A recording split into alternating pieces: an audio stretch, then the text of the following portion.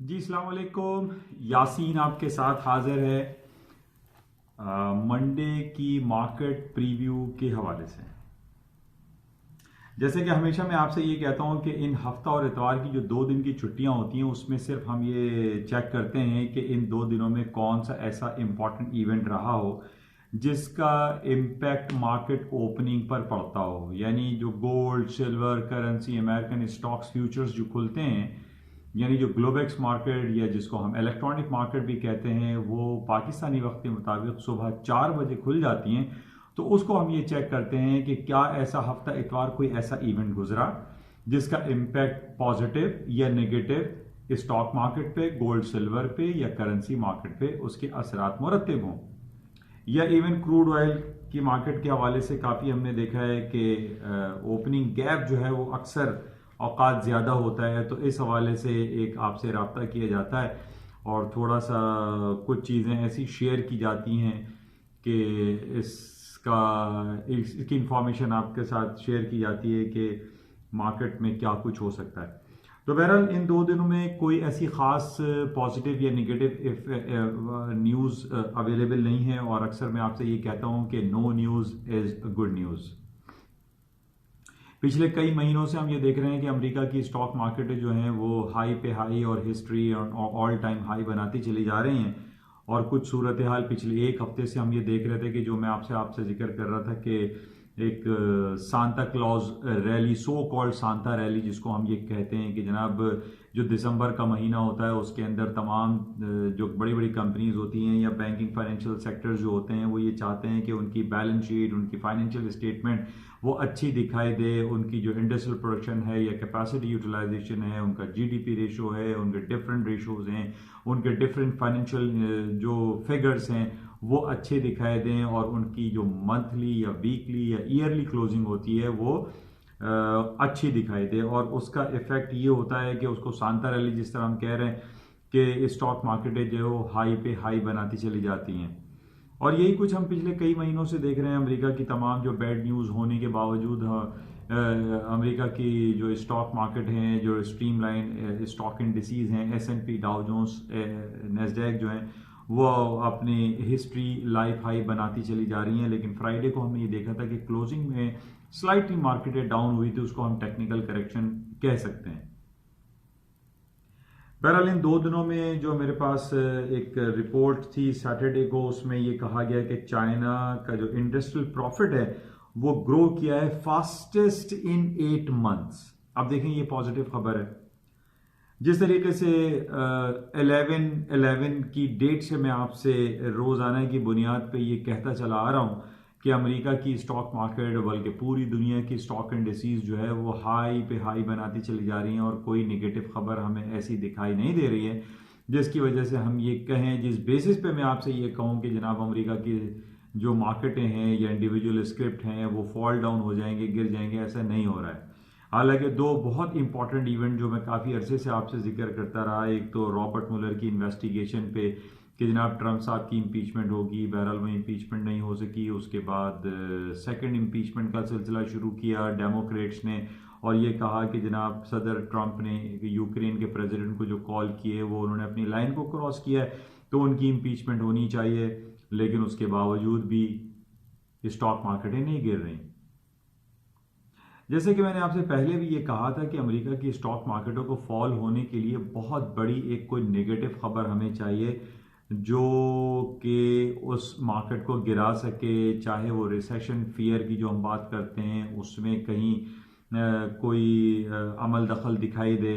अब बहुत सारी खबरें आ रही हैं कि जनाब वो रिसेशन डिक्लेयर हो जाएगा और ये जो डेकेड ख़त्म हो रहा है इसमें जो है वो रिसेशन आ जाएगा अमेरिका की इकॉनमी में।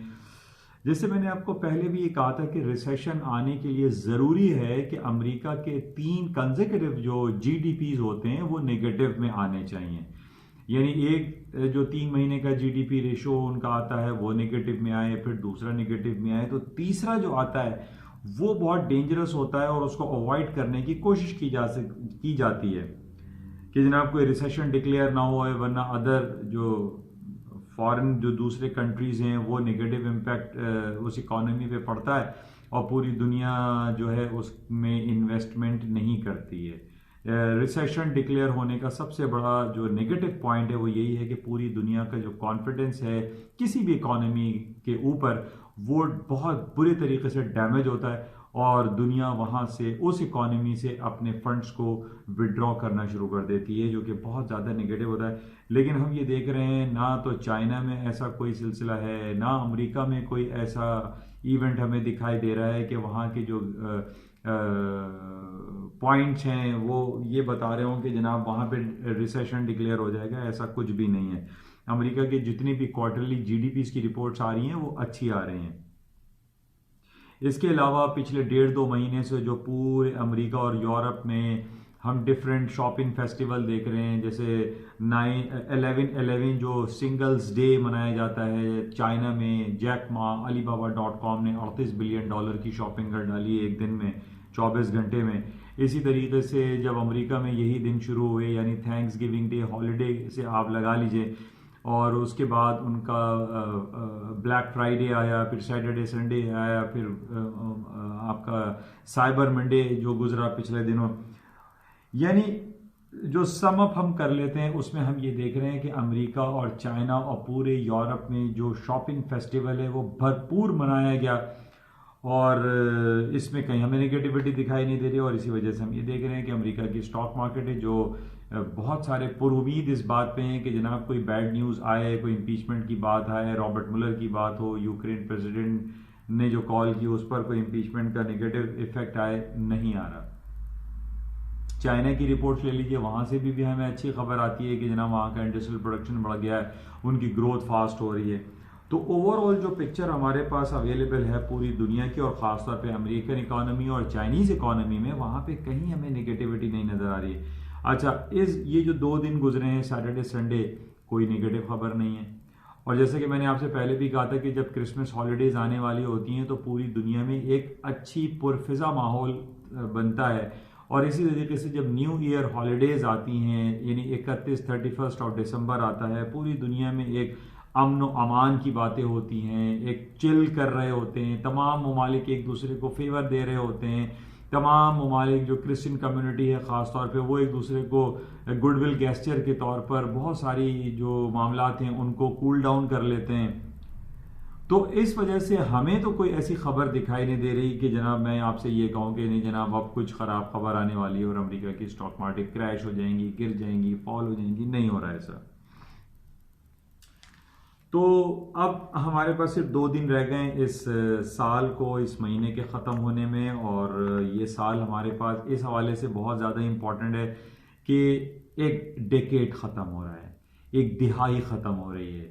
2010 से जो 1 की फिगर शुरू हुई थी, यानी 1 0 10, फिर 11 12 13 14 15 16 17 18 एंड 19, 2019 ख़त्म होने के बाद एक नया दौर शुरू हो जाएगा जिसको न्यू डेकेड कहते हैं, और यह कह सकते हैं कि 21वीं सदी का तीसरा डेकेड शुरू हो जाएगा 2 दिन के बाद।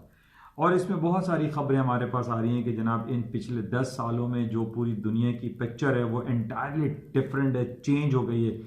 और ख़ास तौर पे जो हमारे पास जो तब्दीली आई है वो ख़ास तौर पे जो कंप्यूटर इंडस्ट्री है या चिप इंडस्ट्री है, या आपको ये कह लीजिए कि जो कम्युनिकेशन इंडस्ट्री है, इसमें बहुत ज़्यादा तब्दीली आई है, जो कि अगर हम आज से 100 साल पहले उठा के देखें कि 1920 की जो एक नया डिकेड शुरू हुआ था, 1921 1922 23 24, वो डिकेड और इस डिकेड को अगर आप कंपेयर करते हैं तो इसमें तो बहुत ज़्यादा तब्दीली आई है। इसमें ख़ास तौर पर रोबोट्स आ गए, कंप्यूटर्स आ गए, एक हम एल्गोरिदम की बात करते हैं, हम आर्टिफिशियल इंटेलिजेंस की बात कर रहे हैं, तो इसमें बहुत ज़्यादा तब्दीली आई। और इसके साथ अब हम रोबोट्स की बात कर रहे हैं, और जो हमारे पास जो कम्युनिकेशन की फास्टेस्ट जो दौर शुरू होने वाला है, एक वो अलग एक कहानी है। यानी आज से 100 साल पहले 1920-21 में हम देखते थे कि जनाब वो एक टेलीग्राम सिस्टम था कि जनाब वो रात को कोई बंदा आपके पास घर पे आता था, घंटी बजाता कि जनाब टेलीग्राम आया, जिसको हम उर्दू में तार कहते थे कि तार आया। अब तो वो सेकंड्स का गेम हो गया, अब वो सेकंड्स में भी नैनो सेकंड्स में आ रहा है। ये 2021 2020 से जो दिन शुरू होंगे, जो एक डेकेड स्टार्ट होगा, एक एंटायरली डिफरेंट, पूरी दुनिया को जो है उसने पिछले 10 सालों में चेंज कर दिया। और आइंदा आने वाले जो 10 साल होंगे उसमें बहुत ज़्यादा पॉजिटिविटी दिखाई दे रही है। और ख़ास तौर पे अब हम एक स्मार्ट सिटी की जो बात कर रहे हैं कि पूरी दुनिया में डिफरेंट जो कंट्रीज़ में जो सिटीज़ क्रिएट हो रहे हैं, बनाए जा रहे हैं, वो इस स्मार्ट सिटी की तरफ जा रहे हैं, जिसमें हमने देखा है कि सऊदी अरब में अब जिस तरीके से वहाँ पर एक नया दौर शुरू हो रहा है, एक डाइवर्सिफिकेशन का दौर शुरू हो रहा है। मोहम्मद बिन सलमान पूरी सऊदी अरब में जो है वो एक डाइवर्सिफाई पोर्टफोलियो लेकर आ रहे हैं, यानी वो सिर्फ ये नहीं चाहते कि सिर्फ तेल की आमदनी से उनका मुल्क चलाया जाए। तो एक स्मार्ट सिटी, एक रोबोटिक्स दौर, ड्राइवरलेस व्हीकल्स, इस किस्म की हमारे पास सामने चीज़ें आ रही हैं। और इसके अलावा अभी जो कंपैरिजन में देख रहा था कि पिछले जो 10 साल गुजरा है 2010 से लेकर 2019 तक, इन 10 साल को अगर हम कंपेयर करते हैं तो पूरी दुनिया की स्टॉक मार्केटों में 25 ट्रिलियन डॉलर का इजाफा हुआ है। 2010-2009 तक अगर आप देखें और उस आज तक का दौर उठा के देखें तो इतना ज्यादा एक बॉन्ड मार्केट में 13 ट्रिलियंस ऑफ डॉलर। और इसी तरीके से पूरी दुनिया की स्टॉक मार्केट की जो एनालिसिस हुई है उसमें यह कहा जा रहा है कि 25 trillion, not a billion, it's a 25 trillion, 25 trillions of dollar inject हुए हैं पूरी दुनिया की स्टॉक मार्केट में। और उसमें सबसे ज्यादा वेटेज चाइना का और अमेरिका का होगा। तो बहरहाल ओवरऑल हमारे पास जो पिक्चर है वो पॉजिटिव है, कहीं कोई निगेटिविटी दिखाई नहीं दे रही है। स्टॉक मार्केट है तारीख की बुलंद तरीन सतहों पर है। और उससे पहले मैंने आपसे कहा था कि जब स्टॉक मार्केटों में तेजी आती है तो उसमें गोल्ड, सिल्वर, पैलेडियम, प्लैटिनम भी तेज हो जाते हैं। इसी तरीके से क्रूड ऑयल की मार्केट में तेजी आ सकती है और वो आ रही है। 1480 का बहुत इंपॉर्टेंट लेवल था गोल्ड का, वो ब्रेक करके मार्केट जो है 1515, 1520 तक चली गई। 1511, 1512 का इसने फ्राइडे को क्लोजिंग दी। मार्केट में पोटेंशियल एग्जिस्ट करता है, गोल्ड की कीमतों में इजाफा होगा, चांदी की कीमतों में इजाफा दिखाई देता है, क्योंकि जिस तरीके से स्टॉक मार्केटों में तेजी का रुझान आया है तो लामाला इन तमाम आइटम में भी तेजी आएगी। और इसी तरीके से जो क्रूड ऑयल है जिसका 50 का बड़ा इंपॉर्टेंट सपोर्टिंग लेवल था या रेजिस्टेंस लेवल था, वो भी उसने तोड़ दिया और 62 के करीब मार्केट चल रही है। इसमें भी बहुत ज़्यादा पोटेंशियल एग्जिस्ट करता है। बहरहाल इन 2 दिनों में कोई निगेटिव खबर दिखाई नहीं दी, जिसकी वजह से हम ये समझते हैं कि अब इससे तकरीबन कुछ घंटों के बाद, 1-2 घंटे के बाद जो मार्केटें खुलेंगी वो तमाम पॉजिटिव खुलेंगी। अच्छा, इसके साथ ही पाकिस्तानी स्टॉक मार्केट के बारे में थोड़ी सी बात कर लेते हैं। वैसे मैं सुबह मॉर्निंग ब्रीफिंग में भी आपसे रब्ता कायम रहेगा, लेकिन हमारे पास जो डिफरेंट रिपोर्ट्स हैं पाकिस्तानी स्टॉक मार्केट के हवाले से या पाकिस्तान इकोनॉमी के हवाले से वो बहुत पॉजिटिव है। हालांकि फ्राइडे को मार्केट प्लस गई और उसके बाद 200-250 पॉइंट माइनस में बंद हुई थी, लेकिन मेरे पास जो खबर नजर आ रही है कि Pakistan debts fall 84.7% of GDP. IMF की ये रिपोर्ट है कि पाकिस्तान का जो डेट्स हैं वो फॉल हुए हैं 85% तक। ये बहुत अच्छी बात है, जो कि पोटेंशियल है हमारी स्टॉक मार्केट के लिए। इसके अलावा दूसरी खबर जो हमारे पास लगी कि इन्वेस्टमेंट इन ट्रेजरी बिल्स वो जंप कर गए 1.41 बिलियन ऑफ डॉलर। ये पहली बार हो रहा है। अब आप देखिए, पहली खबर ये आई थी कि 1 ट्रिलियन डॉलर को क्रॉस कर गया था पाकिस्तान की जो ट्रेजरी बिल्स हैं। अब वो 1 ट्रिलियन की तरफ से अब 2 ट्रिलियन डॉलर की तरफ वो जा रहा है और billions of dollar, not a trillion, it's a billion. तो 1.41 बिलियंस ऑफ डॉलर पाकिस्तान की जो इन्वेस्टमेंट है वो ट्रेजरी बिल्स की तरफ जा रही है, जो कि बहुत अच्छा शुगून है। पाकिस्तान के जितने भी इकोनॉमिक इंडिकेटर्स हैं वो पॉजिटिव जा रहे हैं, अच्छे हैं। लेकिन इसमें हम ये कह सकते हैं जो भी पाकिस्तान की जो पॉलिसीज़ हैं वो बेहतरी की तरफ जा रही हैं। पाकिस्तानी स्टॉक में भी इन्वेस्टमेंट अपॉर्चुनिटी गेन की जा सकती है। फिर इसको मजीद डिटेल में देखेंगे कि कल सुबह क्या खबरें होती हैं, लेकिन ओवरऑल जो पिक्चर है, जो 2 दिन में हमारे पास खबरें गुजरी हैं, उसमें कहीं नेगेटिविटी नहीं है और तमाम आइटम हायर साइड पे दिखाई देते हैं। अच्छा, एक खबर और भी इस वीक में बड़ी इंपॉर्टेंट है। जैसे कि मैंने आपसे कहा था कि कंज्यूमर कॉन्फिडेंस की जो फिगर्स होते हैं वो बहुत ज़्यादा इंपॉर्टेंस रखते हैं किसी भी इकोनॉमी के लिए। और अमेरिका की गालिबन इसी हफ्ते में है, फ्राइडे को कंज्यूमर कॉन्फिडेंस की रिपोर्ट आएगी। फ्राइडे को, सॉरी, 1-2 दिन में इसकी कंज्यूमर कॉन्फिडेंस की रिपोर्ट आने वाली है और वो अच्छी आ रही है। यानी पिछला 125 था कंज्यूमर कॉन्फिडेंस अमेरिका का, वो 128 आ रहा है। देखिए, कहीं कोई ख़राब खबर नहीं है। एक होता है कंज्यूमर एंड बिजनेस सेंटिमेंट्स और दूसरा होता है अमेरिका का interest rate. Interest rate lower side पे है, कंज्यूमर कॉन्फिडेंस हायर साइड पे है, जो कि इकोनॉमी के लिए बहुत बड़ा इंजेक्शन होता है, पॉजिटिव होता है। इसकी वजह से मैं यही कह रहा हूं कि अमेरिका की स्टॉक मार्केट में मजीद हायर साइड पे नोट होगा। अच्छा, इसी तरीके से फ्राइडे को अमेरिका में जो FOMC की लास्ट मीटिंग हुई थी उसकी कंप्लीट डिटेल रिपोर्ट आएगी फ्राइडे को, उसका भी एक पॉजिटिव इफेक्ट आएगा, लेकिन वो अगले साल होगा, यानी 2020 आ चुका होगा, 3 तारीख होगी उसमें। अच्छा, इसके साथ ही गोल्ड की मार्केटें ऊपर और जाने की जो वजह मैं आपको बताता चलूं कि इसराइल में पिछले 12 महीने में 2 इलेक्शन हो चुके हैं और वहां पे कुछ हंग पार्लियामेंट वाली सिचुएशन बरकरार थी। अब नेतन्याहू के बारे में मैंने आपसे पहले भी कहा था कि लॉन्गेस्ट सर्विंग प्राइम मिनिस्टर हो चुके हैं नेतन्याहू इसराइल के, और अब उनको ट्रम्प साहब की तरफ से बहुत ज़्यादा सपोर्ट हासिल है। अभी उनके पार्टी इलेक्शन हुए, नेतन्याहू जिनकी पार्टी का नाम लिक्विड पार्टी है, वो 72% से लैंडस्लाइड कर गए, क्लीन स्वीप कर गए अपनी पार्टी लीडरशिप में। अब ये कहा जा रहा है कि 2 मार्च को जो इलेक्शन होंगे इसराइल में, उसमें भी नेतन्याहू साहब क्लीन स्वीप करेंगे, लैंडस्लाइड कर जाएंगे और वो विनिंग पोजीशन में होंगे और हंग पार्लियामेंट नहीं होगी।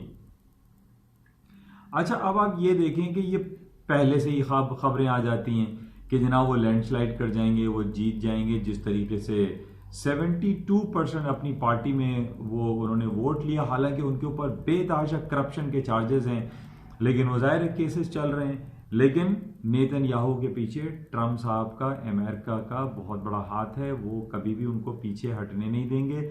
और आइंदा जो इलेक्शन होंगे इसराइल में, वो लैंडस्लाइड कर जाएंगे, क्लीन स्वीप कर जाएंगे, हंग पार्लियामेंट नहीं होगी और इसराइल के प्रेसिडेंट जो प्राइम मिनिस्टर है मिस्टर बेंजामिन नेतन्याहू, वहां के एक क्लीन स्वीप के साथ एक स्ट्रॉन्ग गवर्नमेंट बनाएंगे। ये मैं आपको इंपॉर्टेंट इसलिए बता रहा हूं कि नेतन्याहू का एक बयान पिछले दिनों चलता रहा और उन्होंने ये कहा था कि अगर वो एक स्ट्रॉन्ग प्राइम मिनिस्टर की तौर पर इसराइल के वजीर आजम बने तो वो फलस्तीन के बहुत सारे इलाकों को, वेस्ट बैंक को एनेक्स कर लेंगे, उन पर कब्जा कर लेंगे। ये खबर गोल्ड मार्केट के लिए बहुत ज़्यादा नेगेटिव है। अगर नेतन्याहू साहब इसराइल के वजीर आजम बन जाते हैं और बहुत स्ट्रांग सीटों में, जिसकी बहुत ज़्यादा कवी इम्कानात हैं कि अब वो हंग पार्लियामेंट नहीं होगी बल्कि स्ट्रांग वजीर आजम के तौर पर आएंगे, तो गोल्ड की कीमतें ऊपर जा सकती हैं मजीद। क्योंकि जब भी हमने ये देखा है कि फ़लस्तीन में, इसराइल में, अरब वर्ल्ड में जब भी कोई टेंस हालात मजीद होते हैं या होंगे, जो प्रोडिक्शन आती हैं, गोल्ड की मार्केटें ऊपर चली जाती हैं। तो बहरहाल उसकी अभी 2 मार्च की डेट है, अभी 2 महीने के बाद वो होंगे। तो लेकिन जो हमारे पास खबरें आ रही हैं उसमें यही कहा जा रहा है कि गोल्ड की कीमतों में इजाफा इस बेस पे भी हो सकता है, और दूसरी वजह यह है कि अमेरिका की स्टॉक मार्केटें चूंकि तारीख की बुलंद तरीन सतहों पर चलती चली जा रही हैं, इस वजह से भी गोल्ड की कीमतों में इजाफा मजीद हो सकता है। क्योंकि कुछ एनालिस्ट ये कह रहे हैं कि अमेरिका की जो स्टॉक मार्केट है वो मैच्योरिटी लेवल पर है, वहां पे कुछ रिसेशनरी पीरियड आ सकता है, रिसेशन की इंडिकेशन दे रहे हैं। और रिसेशन की इंडिकेशन, जैसे मैंने आपसे कहा था कि जीडीपी खराब आएगा, 3 जीडीपी खराब आते तो रिसेशन डिक्लेयर होता है। तो बहरहाल कुछ एनालिस्ट बैठे हुए हैं कि वो कह रहे हैं कि वहां रिसेशन आ जाएगा, क्योंकि मार्केट जो है वो बहुत ज्यादा ओवरबॉट टेरिटरी में है, तो माइट पॉसिबल टेक्निकल ग्राउंड पे वहां रिसेशन आ भी सकता है। अब रिसेशन जब आता है तो उसमें भी जब हमारे पास खबरें रिसेशन रिसेशन रिसेशन के वर्ड जब ज्यादा इस्तेमाल होते हैं, गोल्ड की कीमतों में इजाफा होता है।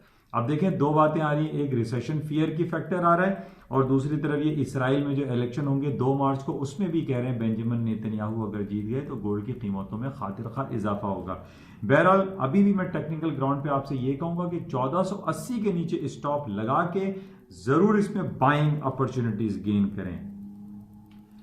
क्योंकि अब जितने भी इलेक्शन, मैं आपको ये भी बता दूं कि अब जितने भी इलेक्शन होते हैं वो सारे मैन्युपुलेटेड होते हैं। अभी हमने देख लिया बरतानिया में कंजर्वेटिव पार्टी जीत गई। हम पिछले 25-30 सालों से देख रहे हैं कि बरतानिया में जब भी इलेक्शन होते हैं तो वहां हंग पार्लियामेंट होती है, यानी 50% लेबर पार्टी जीतती है, 50% आपकी कंजर्वेटिव जीतती है। अब ऐसा क्या हुआ, इतनी ज्यादा टेंस हालात चल रहे हैं ब्रेक्जिट के हवाले से। अब चूंकि कंजर्वेटिव पार्टी जो है ब्रेक्जिट कराना चाहती है, तो ब्रेक्जिट कराने के लिए जरूरी था कि कंजर्वेटिव पार्टी को जो है क्लीन स्वीप हो, लैंडस्लाइड कर जाए, और ऐसे ही हुआ। अब इसके पीछे कौन सी कंट्रोवर्सी चल रही है, कौन सी कंट्रोवर्सी थ्योरी काम कर रही है कि जनाब जो कहाँ 50-50 चल रहा था लेबर पार्टी और कंजर्वेटिव पार्टी, और एक साथ ही जनाब वो इतनी बड़ी विनिंग पोजीशन में आ गए। क्योंकि देखिए ये जब बैक हैंड पे कुछ होता है कि जनाब ये काम करना है तो वो होता है। और अब ब्रेग्जिट होगा 31 जनवरी 2020 को, बरतानिया यूरोपियन यूनियन से अलहदा हो जाएगा। हालांकि ये जो हमारी अपनी प्रोडिक्शन थी उसमें यही था कि ये हंग पार्लियामेंट दोबारा से होगा और मसले मसाइल खड़े होंगे, लेकिन अब ये वाज़ेह तौर पे दिखाई दे रहा है कि 31 जनवरी को बरतानिया यूरोपियन यूनियन से अलहदा हो जाएगा। ये बिल्कुल इसी तरीके से हो रहा है कि जब हमने देखा कि रॉबर्ट मुलर की इम्पीचमेंट हो रही थी और उनको मिडिल ऑफ द रोड पे जो है रोक दिया गया और उनको इन कैमरा इम्पीचमेंट हुई कि जनाब अगर प्रेसिडेंट ट्रम्प साहब 2016 के इलेक्शन जीते तो वो कैसे जीते, उनके पीछे क्या अवामिल कारफरमा थे, वो हमें पर्दा कर दिया गया, नहीं बताया गया। इसी तरीके से जब बेंजामिन नेतन्याहू वजीर आजम बनना चाहते हैं और वो बन जाएंगे और क्लीन स्वीप करेंगे इस दफा, 2 मार्च डेट याद रखें, और गोल्ड की कीमतें इस बेस पे ऊपर जा सकती हैं। तो बहरहाल तवील हो गई है, लेकिन मुख्तसर मैं आपसे ये कह रहा हूं कि इन सैटरडे संडे में कोई बैड न्यूज दिखाई नहीं दी। मार्केटें हाई साइड पे रहेंगी। ये साल के 2 दिन रह गए और हमेशा हमने देखा है कि क्रिसमस हॉलीडेज में और क्लोजिंग जो होती है उसमें मार्केटें हायर साइड पर ही रहती हैं। इंशाल्लाह सुबह मॉर्निंग ब्रीफिंग में आपसे दोबारा रब्ता होगा और देखते हैं कि सुबह क्या खबरें होती हैं और मार्केट किन लेवल्स पे खुलती हैं। लेकिन अभी everything is okay, everything is in chill.